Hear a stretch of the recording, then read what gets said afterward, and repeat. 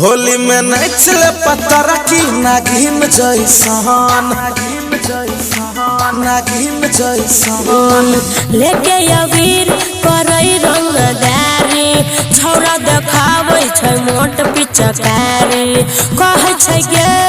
रंग देबो हम उजरा कलर से अगारी पिछारी गे तू त मुसकी मारै छी तकी गे तू त मुसकी मारै छी जकलीन जैसन अच्छा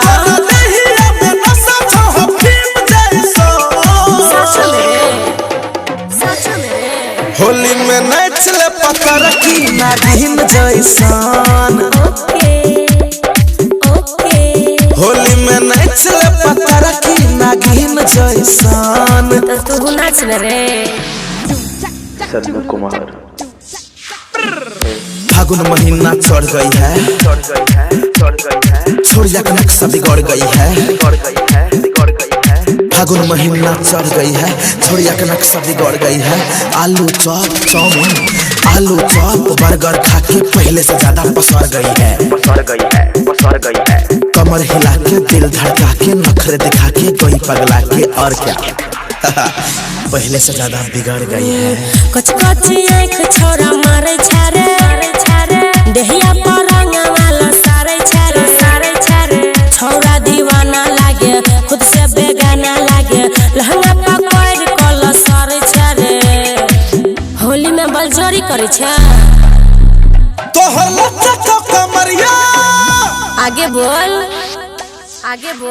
तोहर लच्चा को कमरिया क्वीन जैसा और गलिया के टेस्ट नमकीन जैसा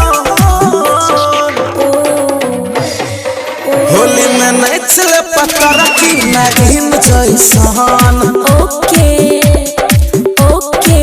होली में नचले पत्थर की नागिन जैसन तो तू कथी करबी रे singing by mega star Sannu Kumar mix by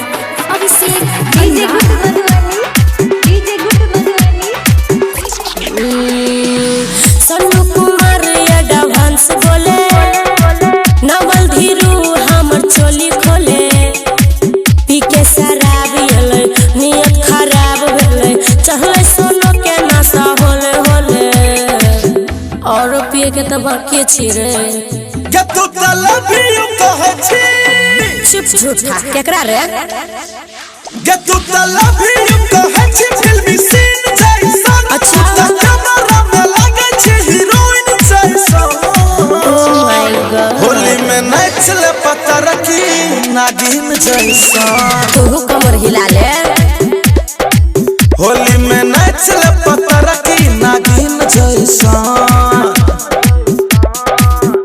तले या तू नाग जैसन नाच